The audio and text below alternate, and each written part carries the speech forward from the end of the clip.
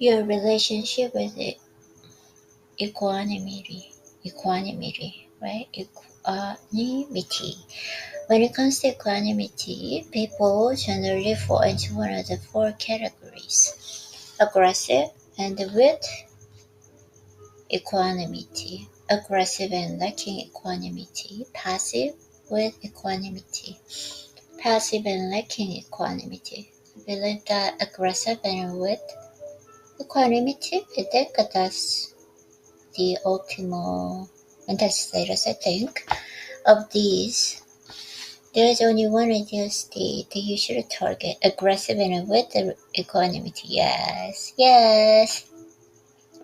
If you're passive, equanimity won't help you much, other than be making part of your brain that reminds you that you are too laid back and calm to accomplish anything significant in your life. You must bring a certain level of tenacity to your life. You don't have to turn up the dial to 10 at all times, but you must lead a life where you get stuff done. I mentioned at the beginning of this chapter that I haven't a way to approach life with enough equanimity. I admit that I was such a hard charger that I threw my life out of balance, and I didn't even know it at the time. Sure, I got stuff done. I made a lot of money, but I paid a higher price than I needed by not practicing equanimity for many years. Yeah, the journey to equanimity does not happen overnight. As I learned, it requires years of being mindful and intentional in your thoughts and actions. One more thinkers also understand equanimity is not permanent, it's fleeting and will come and go as various challenges occur in your life. You will move between degrees of equanimity from day to day and moment to moment. My goal is to make sure you don't go through life without enough equanimity as I did. Find the peace and the mental calmness as soon as you can.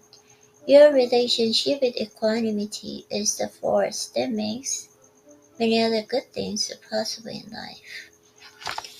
Okay, I'll just try to read for the time. One more time, I think. Okay, one more association. One more goal, one more higher standard. Okay, habit, multiplier, inconvenience, leadership, degree, equanimity.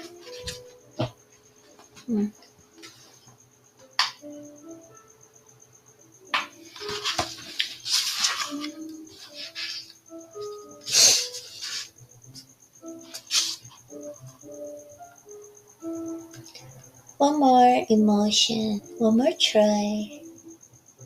5 principles. Okay, one more and the 5 principles of time management. Okay, page 53.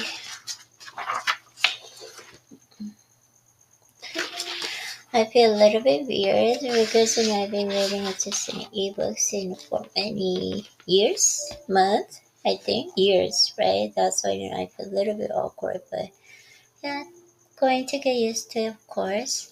Okay, one more, and the 5 principles of time management. The Carnegie, every day is a new life to a wise person. Oh, every day is a new life to a wise man. Everyone accepts there are 60 seconds in a minute, 60 minutes in an hour, and most of us still think there are 24 hours in a single day. You're probably thinking, of course we do. That's how many hours there are in a day, right? Not if you're a higher performer, not if you're a one more thinker. Instead, what if I could show you how to bend and manipulate time to your maximum advantage? Well, more thinkers don't get 24 hours in a day. Okay, so I'm going to show you how we get 3 days in a single 24-hour block of time. I know it sounds crazy, but it's not. As much as anything else, this principle has contributed to my success since I first started using it more than 20 years ago. Along with the other time management principles I employ, I've used it to triple the number of days I have, and that has helped me triple my amount of productivity. While more thinkers perceive time differently, and now I'm going to teach you how to do the same thing. Your relationship with the processing of time. Time isn't a constant, but we treat time as a variable. How often have you heard these expressions? Through our experience, age, current circumstances, how much rest we get, and how busy we are, our perception of time is continuously shifting. Sorry. Sorry. Scientists call this mind time, and it's completely different than a clock time. Mind time is what the speed of time feels like, and a clock time is a constant chronology measured by ticking hands of a timepiece on the wall. Time is a fundamental element of our being and how we perceive the world around us. Our sense of who we are is shaped by how our brain collects our memories, present sensations, and our anticipation of the future. Neuroscientists, linguistic, psychological, and cognitive experts have studied the precision of time extensively for hundreds of years. Among other things, researchers know that perceived duration is unique to every individual and does not focus on a single sensory system. Inside, time perception is a blended distribution system that involves the cerebral cortex and the cerebrium and the basal ganglia. Here's the takeaway. Once you understand that you can alter how we perceive time, you can begin to bend the time and use it to your advantage. Time is your most valuable asset, of course, absolutely right. Time is more valuable than money. Money is replenishable resource. Replenishable resource? Okay. You can always add more dollars to your bank account, but you can add more time to your life. Your time is finite. If you're 40, you can turn back to the calendar and become 30 again. Authors, artists, and songwriters and poets have romanticized time throughout the ages. The two most powerful warriors are the patience and time. The wisest are the most annoyed at the loss of time. Okay, Dante. The two most powerful warriors are the patience and the time. My favorite thought about time may be the simplest, and it's attributed to Benjamin Franklin, who said, "Time is money. When your time is over, you get no replace. You can't reclaim time. However, our most invaluable asset is frequently manipulated. Mind time is perceived time and is directly related to the brain's interpretation of several variables. As we get older, the rate that our brain processes mental images and how quickly they are perceived decreases. It's a part of the natural aging process. Our vision and brain plasticity. Listen are neutral pathways that transmit information degrade, and the DJ shifts a little the sense of time speeding up. Even though an individual act happens in a fraction of a second, it takes longer to get to the same place. We lose that fraction of the second thousands of time a day. There are several other variables we can control as well. When you are physically tired, the brain can't transfer and process information as quickly. Our tired brains can ultimately see and make sense of visual, auditory, and tactile input. Our reaction times is slow, and this also makes us feel as if time is speeding up. In reality, it's just slowing down in the relation to the rest of the world. That's why athletes who aren't well rested will play a bad game. Their ability to process it run off. Okay. Psychological trauma, drug use, intense feelings of fear and shock, ADHD, autism, depression, schizophrenia, and other factors also contribute heavily to altering precision of time. The five principles of time management. Over the past 20 years, I've immersed myself in the concept of maximizing my time to accomplish my goals. What I discovered early on is that you must respect the nature of time. High achievers universally embrace this foundation of their success, including me. As much as any other valuable, your relationship to time can profoundly affect how far you go in life. I've tried all sorts of time management strategies. I've added and subtracted parts of various philosophies that make sense to me, and eventually I developed my own system that I refer to as the five principles of time management. If you can adapt and master these principles in your own life, you will enjoy more success, make more money, be more productive, add layers of bliss, and build the life you were meant to enjoy. Let's take a look at those five principles. 1. Add more days to your day. Oh, one more thing I should set aside the notion of a 24-hour day. The 24-hour day worked well before we had the internet, smartphones, wireless technology, and computerized cars, jets, satellites, and other tools that let us expand our footprint and move at the speed of light. We can now send the email anything in the world in an instant. We can hold in a teleconference with dozens of hundreds of people 24/7 instead of going to the library and digging through the encyclopedia. We can Google anything and get answers in a matter of seconds. The ability to accomplish the task has multiplied exponentially. Accessing information, people, and location takes place with a lightning speed immediately. That's why if you want to be a high achiever, the 24-hour day is an antiquated concept.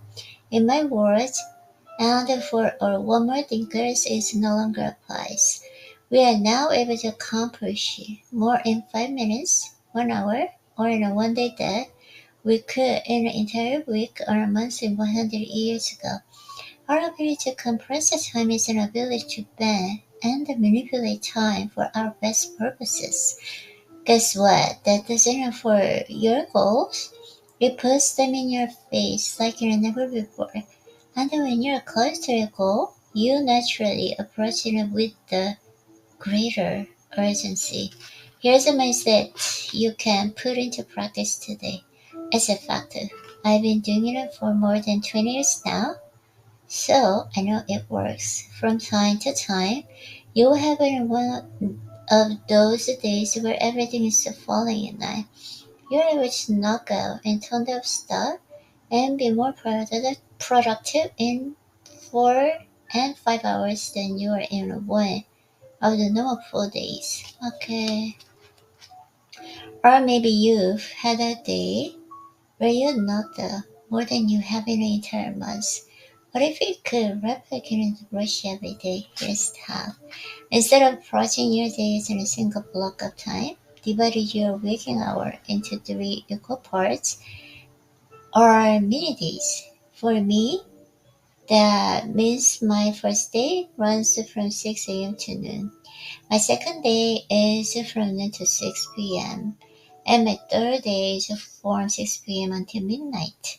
While you're living 7 days in a week, I'm living 21 days in a week. The turbocharge how I spend my time, this is how I do it. By creating shorter days, my mind believes that each minute becomes more valuable. I don't waste the time because my sense of urgency is operating at a higher level. Instead, I'm focused and even more on what I need to accomplish. Today, I've compressed work, relationships, productivity, fitness, and fun into shorter and more intense pieces of time with this strategy. I shrink the finishing line so that more of what I do becomes a sprint. Don't lose sight of the fact that your life is still in balance. You still make time for an all part of your life. All that you are doing is in squeezing useless air out of a wasted part of your day. At first, you may be intimidated by attempting to do this, but as you give it a try, you will replace an old bad habits with effective new ones. You will move faster and have a greater control of your time. Here's a cool part. If you implemented this mindset, imagine the compounding effect on working 21 days a week in for a month, a year, or in a decade, or for the rest of your life. Now compare that to people you compete against who look at their days in a single 24-hour block of time. In my mind, I am living more than 1,000 days in the same time frame as others who declare themselves in a limited 365-day year. Who has the advantage? You already know the answer. I'm living an example of what this strategy can do for you. And my results have been pretty good so far. Approach a time with the greatest sense of urgency. Number two, the German philosopher Arthur uh, Schopenhauer once said, "The common man is not concerned about passage of time. The man of talent is driven by it." Oh, okay. The common man and the man of talent. The common man and the man of talent. The common man is not concerned about the passage of time. The man of talent is driven by it. Do you want to be common or do you want to be a person of talent? Of course, personal talent. Urgency is the key. From my experience, there is an direct correlation between how fast you will run versus and how close you are to the finish line. If you watch distance runners in a race, what does the last lap or lack of a race invariably produce? Some of the races in faster times. In a 26-mile marathon, you keep a steady pace.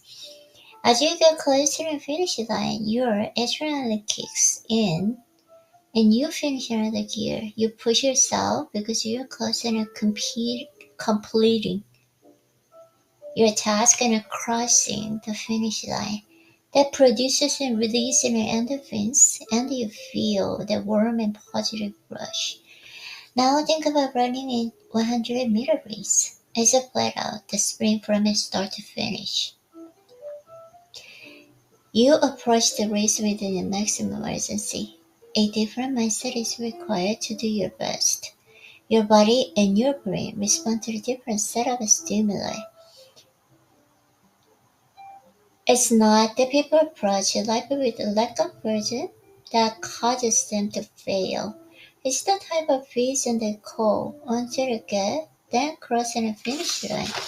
Your adoption of perception, a factor ability to summon the sense of urgency, required to perform better. When the goal is further away, you jog toward the goal. When it's right in front of you, it's a sprint. Here's another example. You're a student who assigned a major project at the beginning of the semester with a deadline toward the end of this semester. Okay. At some point, panic, fear, dread, thoughts of I hate college. Okay, I don't want to do that. No, I never did that like this. Okay, but if you have a toxin approach with a sense of urgency as soon as possible, the looming shadow, the boogeyman, the beast that you're facing would be reduced among nothing. If you apply your thinking to everything you do throughout the day, week, or year, you will get more done and enjoy a sense of accomplishment that others cannot dream out. Okay, 30 minutes. Hmm.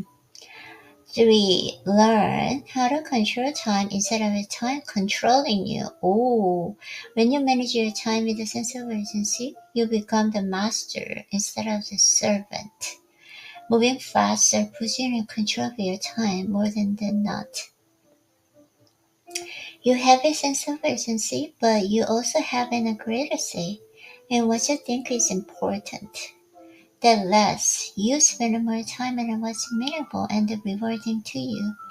Controlling your time is a mindset that should turn on as soon as your brain wakes up in the morning. If your mind isn't in the right place, controlling your time will start even before your feet hit the floor in the morning. As you're waking up, your brain is already planning your day. Do you pay attention to what those first thoughts and out there are? The first 3 minutes of your day are critical. Think about the tiny words and gravity statement. Lord Chesterfield, take care of your minute, and the hours will take care of themselves. How you approach the first 30 minutes of your day will set a ton of the balance of hours to follow. That means you're staying away your phone, computer, television, or any other form of input that is distraction from what's important in your life. Instead, use the 30 minutes to plan out your day, review your meetings, phone calls, and projects. Create priorities, meditate, pray, stretch, practice equanimity. Reaffirm your standards and then update yourself on your goals. Before your brain becomes included with the people, events, and information of the day, it has a chance to focus. Your brain receives the message that you are control instead of the world controlling you. You're better able to start the day filled with confidence and your purposes that you choose. Of course, surprises, changes, and redirection will spring up throughout the day. You'll react accordingly, but when you're not dealing with an unexpected, you're in a greater control and working toward your life goals instead of reacting to anyone. In other words, dictate the terms of your day, or your day will dictate those terms for you. Okay, good. I'll stop here.